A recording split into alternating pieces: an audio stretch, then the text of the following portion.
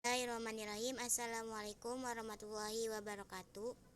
Kami akan mempresentasikan proposal mengenai persepsi siswa SMA mengenai efektivitas media PowerPoint dalam pembelajaran biologi pada materi fungi dengan dosen pengampu Dr. Evi Rofiati SSI MPD.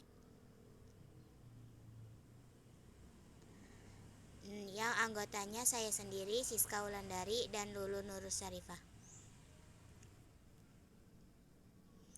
Di mana latar belakang pada proposal ini, yang pertama itu media pembelajaran merupakan komponen penting dalam proses belajar mengajar, di mana media itu berfungsi sebagai sarana penghubung antara guru dan peserta didik dalam menyampaikan pesan pembelajarannya. Nah, melalui penggunaan media, proses belajar dapat berlangsung lebih menarik, interaktif dan bermakna karena siswa tidak hanya mendengar penjelasan tetapi juga melihat dan memahami materi melalui tampilan visual. Oleh sebab itu, pemilihan media ini yang tepat sangat berperan dalam membantu siswa mencapai tujuan pembelajaran secara optimal. Yang kedua, PowerPoint adalah media yang paling sering digunakan karena mudah dioperasikan dan mampu menampilkan teks, gambar, serta animasi. Di mana media ini di kalangan pendidik karena mudah dioperasikan, fleksibel, dan mampu menggabungkan unsur teks, gambar, grafik, serta animasi dalam satu tampilan. Dengan keunggulannya tersebut, PowerPoint menjadi salah satu media yang efektif untuk mendukung proses pembelajaran yang lebih sistematis dan menarik. Namun demikian, efektivitas penggunaannya itu dapat berbeda-beda tergantung pada konteks, materi, dan cara penyajiannya di kelas. Yang ketiga itu ada materi biologi yang bersifat abstrak atau mikroskopis seperti fungi. Siswa itu membutuhkan visualisasi yang jelas agar mudah memahami konsep. Kan materi fungi itu sulit diamati secara langsung oleh siswa karena objeknya sangat kecil dan memerlukan alat bantu khusus. Oleh karena itu, penggunaan media visual seperti PowerPoint yang dilengkapi gambar dan ilustrasi maupun animasi itu sangat membantu siswa dalam memahami struktur dan proses biologinya dengan lebih konkret. Kemudian, namun penggunaan PowerPoint itu belum optimal di semua materi biologi, di mana meskipun pemanfaatan dalam pembelajaran biologi masih perlu dioptimalkan, karena dalam praktiknya penggunaan PowerPoint itu terkadang masih berfokus pada penyajian informasi berupa teks dan belum sepenuhnya dimanfaatkan sebagai media interaktif yang mendorong partisipasi siswa. Selain itu juga tampilan slide pada beberapa kesempatan belum sepenuhnya memanfaatkan unsur visual yang menarik atau representasi konsep yang mendalam.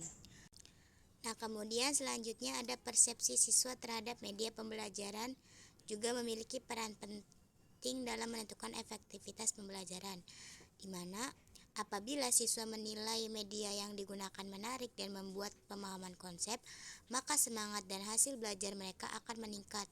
Nah, sebaliknya, apabila media itu kurang sesuai dengan kebutuhan belajar, maka keterlibatan dan motivasi siswa itu cenderung menurun. Dengan demikian, memahami persepsi siswa menjadi langkah penting untuk menilai sejauh mana PowerPoint dapat digunakan secara efektif dalam proses di pembelajaran biologi. Kemudian, berdasarkan penelitian sebelumnya, PowerPoint terbukti mampu meningkatkan minat dan motivasi belajar siswa.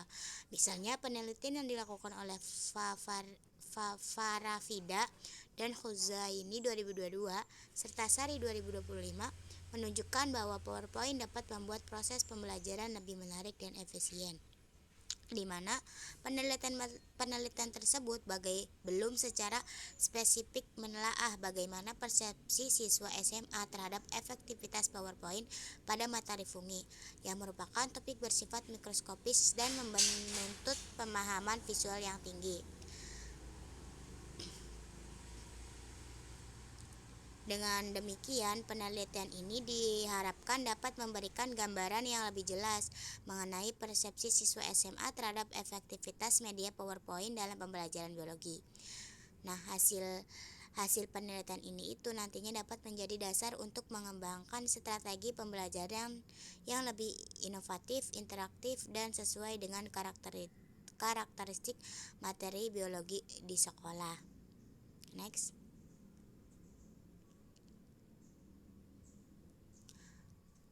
Oleh karena itu, penelitian ini kan penting dilakukan untuk menggali pandangan siswa mengenai sejauh mana PowerPoint membantu proses pembelajaran, serta untuk mengidentifikasi kelebihan dan aspek yang dapat ditingkatkan dari penggunaan media tersebut. Dengan demikian, penelitian ini diharapkan dapat membantu gambaran yang lebih jelas mengenai persepsi siswa terhadap efektivitas media PowerPoint dalam pembelajaran biologi. Nah, selanjutnya itu ada rumusan masalah. Yang pertama itu bagaimana penggunaan media PowerPoint oleh guru dalam pembelajaran biologi pada materi fungi. Kemudian sejauh mana PowerPoint membantu siswa memahami konsep fungi yang bersifat abstrak. Ketiga, bagaimana persepsi siswa terhadap efektivitas PowerPoint dalam mendukung proses pembelajaran biologi. Dan yang terakhir, mengapa pemanfaatan PowerPoint belum dilakukan secara optimal dalam setiap topik biologi. Next. Nah, selanjutnya itu ada tujuan penelitian. Yang pertama itu mendeskripsikan persepsi siswa mengenai efektivitas penggunaan PowerPoint dalam pembelajaran biologi pada materi fungi. Yang kedua, mengetahui sejauh mana PowerPoint membantu siswa memahami konsep fungi. Ketiga, mengidentifikasi kelebihan dan kekurangan PowerPoint dari sudut pandang siswa. Dan keempat, memberikan rekomendasi agar penggunaan PowerPoint lebih efektif dalam pembelajaran biologi. Next. Selanjutnya itu ada manfaat penelitian. Yang pertama ada manfaat teoritis, di mana secara teoritis penelitian ini diharapkan dapat memperkaya kajian ilmu pendidikan, khususnya terkait efektivitas media pembelajaran dalam mata pembelajaran biologi. Hasil penelitian ini dapat memberikan kontribusi bagi pengembangan teori mengenai hubungan antara persepsi siswa, pemilihan media, dan efektivitas pembelajarannya. Yang kedua itu ada manfaat praktis. Yang pertama itu ada bagi guru, di mana penelitian ini menjadi masukan untuk menggunakan PowerPoint secara lebih kreatif, interaktif, dan sesuai dengan karakteristik materi. Yang kedua bagi siswa, di mana penelitian ini dapat memperoleh pengalaman belajar yang lebih menarik dan mudah memahami konsep abstrak. Yang ketiga itu bagi sekolah. Nah, penelitian ini menjadi bahan pertimbangan dalam pengadaan dan pengembangan media pembelajaran yang lebih efektif dan sesuai dengan kebutuhan. Next. Nah, selanjutnya itu akan disampaikan oleh Lulu. Oke, terima kasih. Selanjutnya itu ada bagian tinjauan pustaka, di mana yang pertama yaitu ada pendidikan. Nah, pendidikan adalah usaha sadar dan terencana agar pendidik bisa mengembangkan potensi diri secara optimal menurut Ningsih 2024. Nah, adapun menurut Wahyu Ningsih 2020, bahwasanya proses pembelajaran penting karena melibatkan interaksi guru dan siswa. Adapun media pembelajaran dapat meningkatkan minat, motivasi, dan pemahaman siswa. Adapun kreativitas guru dalam menggunakan media menjadi kunci keberhasilan pembelajaran menurut Setiawan 2018. Next.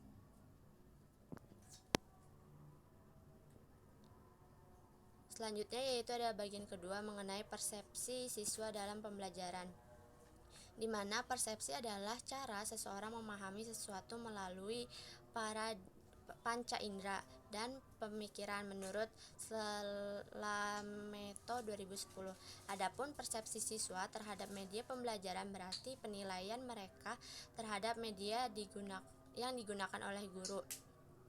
Selanjutnya itu ada persepsi positif membuat siswa semangat belajar, sedangkan persepsi negatif menurunkan minat belajar menurut Fitriana 2016. Next.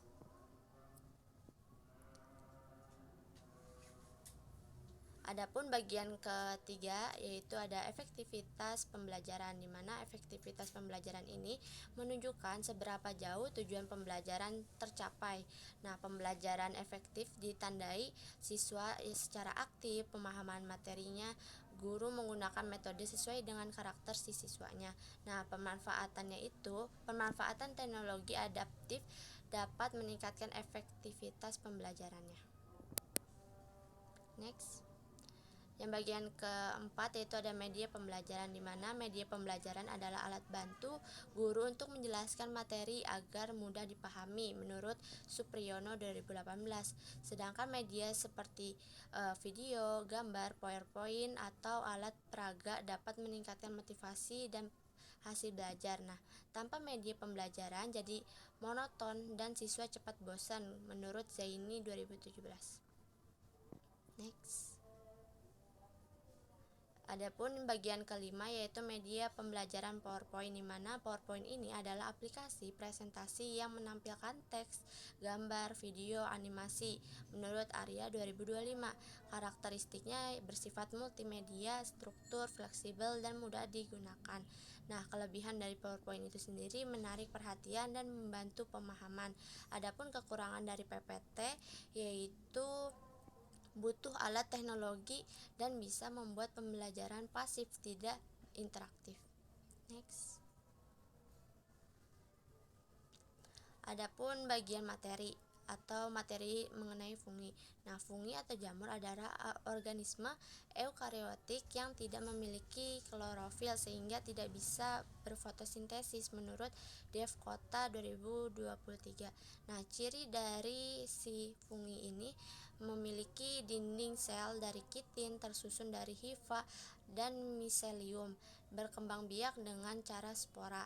Nah, peran fungi bisa menguntungkan bagi dekomposer, mikoriza, dan industri. Adapun kerugian mengenai fungi ini yaitu ada penyakit pembusukan menurut Maria 2025. Next. Adapun bagian kerangka berpikir, yaitu PowerPoint membantu guru menjelaskan materi secara abstrak seperti pada materi fungi. Persepsi siswa penting dalam menilai efektivitas pembelajaran. Nah, jika persepsi positif, maka PowerPoint dianggap efektif dan mendukung hasil pembelajaran menjadi lebih baik. Adapun gambar seperti yang telah tertera. Next. Nah, selanjutnya itu ada metode penelitian. Yang pertama ada jenis dan pendekatan penelitian, di mana penelitian ini menggunakan pendekatan kuantitatif dengan metode deskriptif. Di mana pendekatan kuantitatif ini digunakan karena data yang dikumpulkan berupa angka dari hasil pengisian angket oleh siswa, sehingga dapat dianalisis secara statistik. Nah, metode deskriptif ini dipilih karena penelitian ini bertujuan menggambarkan atau mendeskripsikan persepsi siswa mengenai efektivitas media PowerPoint dalam pembelajaran biologi, tanpa memberikan perlakuan atau eksperimen tertentu. Dengan kata lain, penelitian ini hanya berfokus pada gambaran apa adanya mengenai pendapat dan pengalaman siswa terhadap penggunaan PowerPoint. Yang kedua itu ada waktu dan tempat. Nah, waktunya itu pada semester ganjil tahun ajaran 2024-2025, yaitu sekitar bulan Oktober sampai November. Tempatnya itu penelitian ini akan dilaksanakan di SMA Islam Al-Azhar 5 Cirebon. Nah, populasi dan sampelnya di mana selanjutnya itu ada objek dan subjek penelitian terdahulu, di mana subjek penelitian ini siswa kelas 10 SMA Islam Al-Azhar 5 Cirebon yang telah mengikuti pembelajaran biologi dengan media PowerPoint. Sedangkan objek penelitiannya itu adalah persepsi siswa terhadap efektivitas penggunaan media PowerPoint dalam pembelajaran biologi pada materi fungi. Nah, populasi dan sampelnya yaitu ada populasinya seluruh siswa kelas 10 SMA Islam Al-Azhar 5 Cirebon.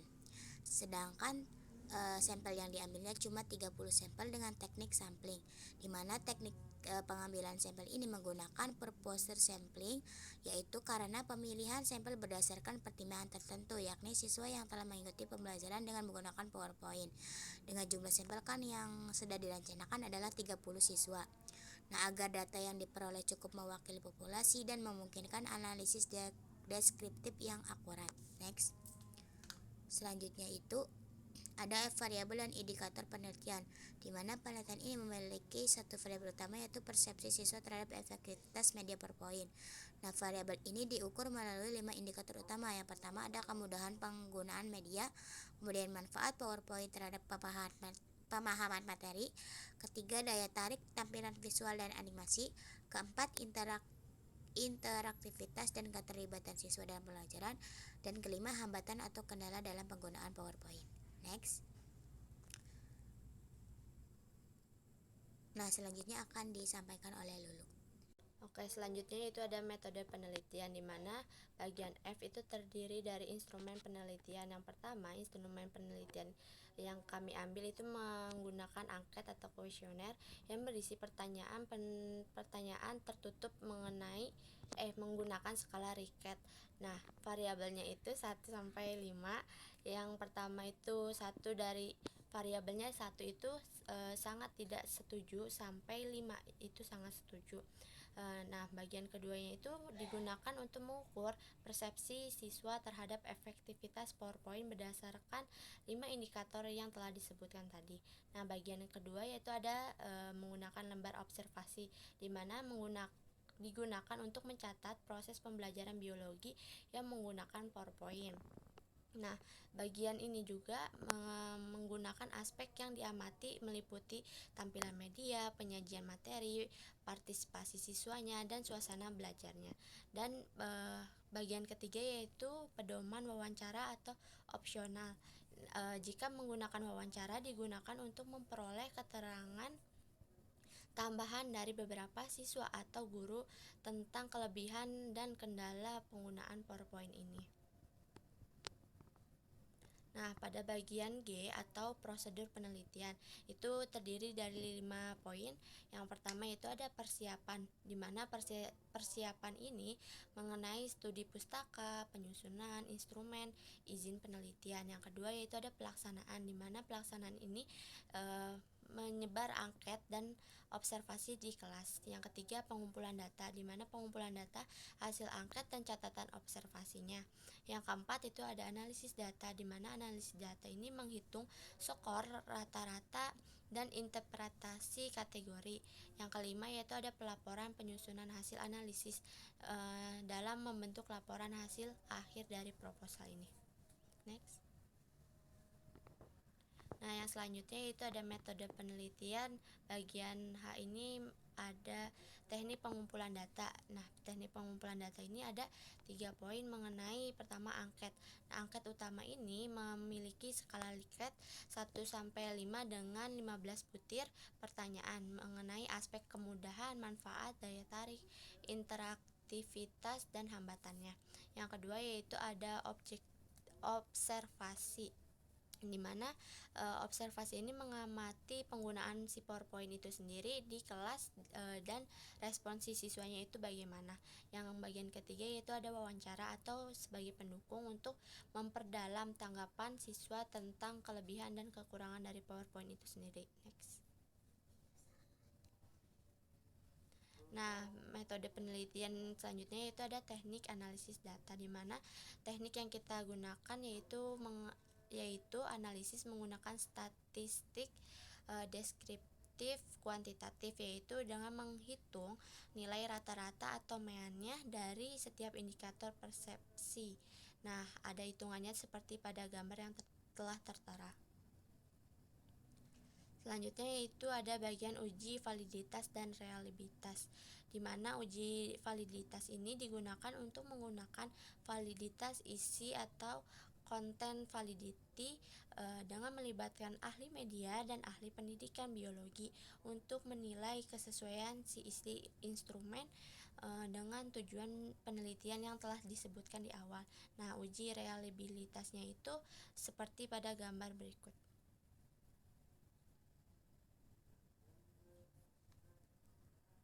Nah, mungkin cukup sekian presentasi dari kelompok kami. Kurang-kurangnya mohon maaf. Wassalamualaikum warahmatullahi wabarakatuh.